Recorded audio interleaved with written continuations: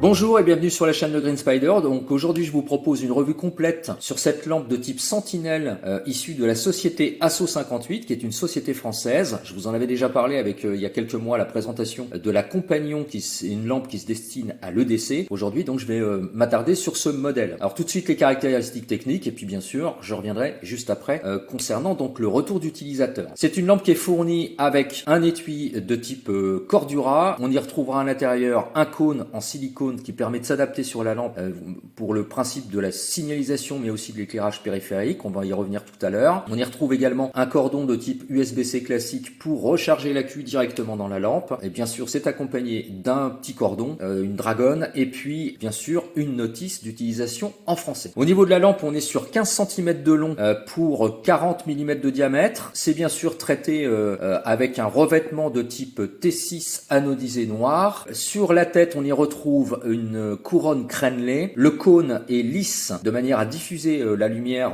très très loin. En son centre, on y retrouve d'ailleurs la LED principale qui permet donc l'éclairage blanc. Et des deux côtés, on va y retrouver deux LED supplémentaires, une LED verte et rouge pour le principe de la signalisation. Sur la tête, un petit capuchon en silicone qui permet d'accéder au port USB-C pour le rechargement de l'accu directement dans la lampe. Et puis un interrupteur qui n'est pas l'interrupteur principal mais secondaire qui lui va avoir trois fonctions. La première, celle de donner des indications quant au témoin de charge de l'accu. Ensuite, on a la possibilité d'utiliser ce bouton bien sûr pour l'éclairage secondaire des LED rouges et vertes pour la signalisation et au besoin, on peut même verrouiller au moyen de 3 clics pour donc verrouiller les actions sur les deux LED secondaires. Bien sûr, il y a un clip qui est amovible, on peut le retirer au besoin. Tout en bout donc de la lampe, on va retrouver les deux interrupteurs qui sont assez singuliers. Le premier qui est un interrupteur classique qui va permettre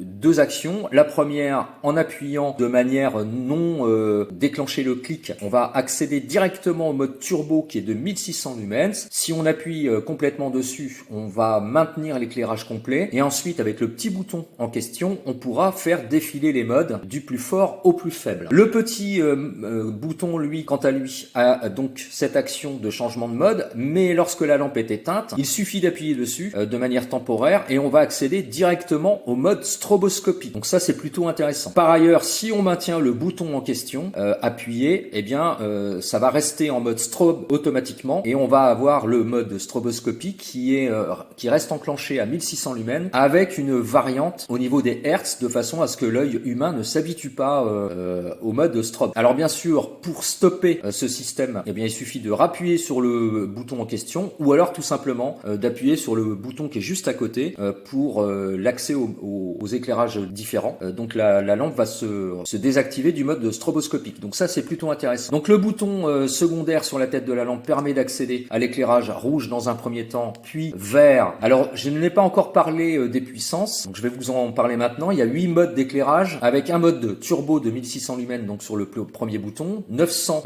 lumens, un mode moyen de 300, un mode faible de 100 lumens et enfin un mode veilleuse de 10 lumens. Le mode strobe, on l'a dit, 1600 lumens et les modes verts pour les éclairages secondaires est de 200 lumens et le mode rouge pour 150. Donc voilà un petit peu comment ça se passe au niveau de l'ensemble caractéristiques et puis des éclairages. Alors maintenant, retour d'utilisateur, ce que j'en pense. Les choses que j'aime et celles que j'aime moins. Alors bien sûr, au niveau de la tenue en main, rien à dire. C'est une lampe qui est parfaitement bien conçue pour ça parce que 15 cm, c'est, on va dire, une taille relativement idéale parce que c'est une lampe qui peut s'adapter à tout type de main sans aucun problème. D'autant qu'en plus, le point d'équilibre est quand même assez intéressant parce qu'on est sur le premier tiers de la lampe au niveau du point d'équilibre. Alors ça peut paraître anodin, on en parle souvent pour les couteaux et je pense que c'est aussi intéressant d'en parler pour les lampes, que ça permet justement de tenir la lampe bien en main. Le principe justement des deux éclairages secondaires vert ou rouge qui permettent donc de se signaler. Alors ça prend tout son sens bien sûr en y mettant le cône dessus puisque là on va avoir un éclairage assez important au niveau de la signalisation. Donc on peut penser pour les forces de l'ordre bien entendu, c'est une lampe d'ailleurs qui est assez prisée dans ce corps de métier. Vert on passe, rouge on passe pas évidemment, c'est un code universel, mais on peut aussi y penser pour la navigation puisqu'en fait Asso 58 a réfléchi aussi pour le principe marin donc d'utilisation, donc pourquoi pas puisque de manière internationale que ce soit sur l'aviation ou maritime, le vert vert symbolise la droite, le rouge symbolise la gauche. Donc ça peut être aussi intéressant. Mais l'autre chose que j'apprécie également, c'est justement le cône. Donc on pourra l'utiliser en éclairage périphérique. Alors ça peut porter tout son sens. On est sur le bord de la route, on a un problème avec la voiture, on a besoin de se signaler ou simplement de s'éclairer. Ça permet donc de se montrer de loin en pouvant effectuer des mouvements pour signaler sur la route qu'on a des problématiques, et puis ça permet aussi de s'éclairer soi-même, donc c'est plutôt pas mal aussi ce principe. Donc les systèmes, l'accès également au mode strobe ou au mode turbo en une seule action, ça c'est le gros plus à mon sens de cette lampe là. En fait, quand on est dans un système, on va dire un petit peu d'interrogation de ce qui se passe la nuit, on voit pas forcément, on a besoin tout de suite d'avoir une puissance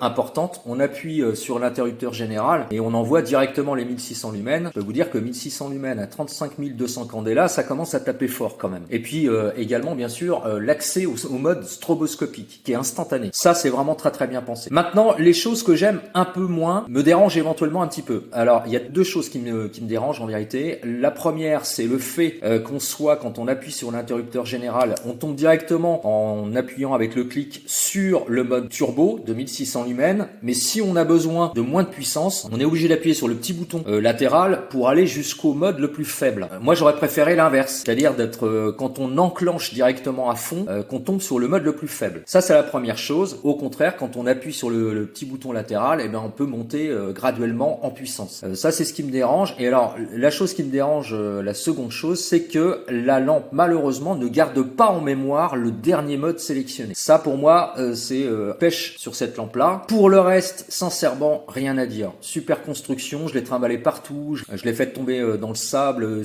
en forêt, etc. ASSO 58 explique que normalement la puissance maximale de portée est de 380 mètres. Moi je pense qu'ils ont mis au minimum du minimum parce que sincèrement, pour avoir vérifié notamment sur des falaises, la portée est bien au-delà de 380 mètres. Sincèrement, à 500 mètres on voit sans problème, on a une très bonne définition. Alors ce que j'aime aussi c'est l'éclairage parce que bien sûr c'est un éclairage concentré mais quand même avec un halo périphérique. Souvent on n'a pas trop le choix, c'est soit l'éclairage complètement périphérique, très large, ou alors une définition avec un point chaud qui va très très loin, mais rarement les deux. Là ça a été pensé comme ça, c'est-à-dire qu'on a vraiment les deux, c'est-à-dire à la fois une projection du faisceau très loin et quand même on peut observer de manière périphérique. Donc voilà, au final une très très bonne lampe. Alors pour finir, au niveau du prix, on est sur 139 €. Sincèrement, bon, il suffit d'aller regarder un petit peu ce qui est proposé sur la concurrence. Une lampe aussi bien réalisée avec tous ces principes d'éclairage différents et cette homogénéité, c'est parfaitement en adéquation, on va dire, au niveau du prix, pas du tout exagéré. Pour avoir des éclairages comme ça en plus secondaires avec cette interface utilisateur, la seule chose, je le rappelle, c'est l'histoire de la mémorisation du mode qui n'est pas effective. Bon, c'est la seule chose qui peut éventuellement